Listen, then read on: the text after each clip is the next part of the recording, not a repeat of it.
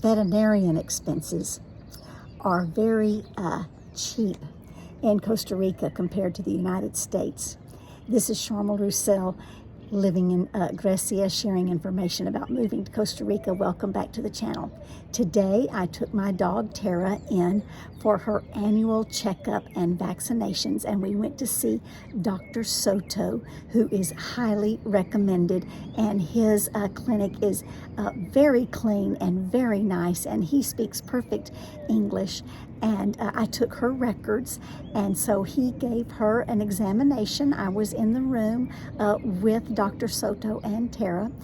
He gave her an examination and her annual vaccinations, and I compared the cost from last year. In the United States, her annual vaccinations and her annual checkup was $165, but today the same thing, approximately the same thing, was 22,000 colones, which sounds like a lot of money, but it's really only $44 in USA money. So I was very pleased about all that, and he gave me a little card about the vaccinations, and we're not supposed to go back until like March, which is 10 months away. So I'm not sure about all that, but he gave me a card, and I guess that I'm supposed to remember to take her in March. I probably won't be getting emails and text messages from the vet like I used to get back in the United States.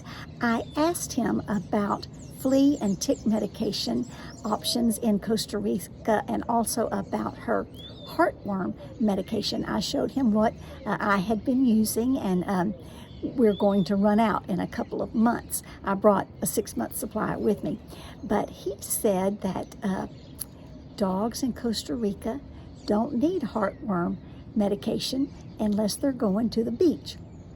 And she does not go to the beach. When I go to the beach, she stays here in the condominium complex.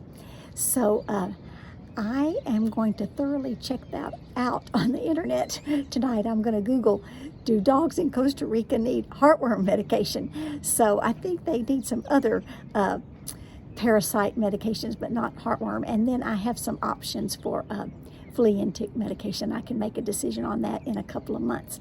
But anyway, I was very pleased that all of that was so relatively inexpensive, and I felt good about it all, and everybody was very friendly and nice, and that's also where I get dog food. The dog food is not inexpensive at all, but it's really good dog food, very nutritious, and she's doing great. So that's a little bit of additional information about living expenses in Costa Rica, especially if you have a pet. And if you have additional information or alternative information, put it in the comment section.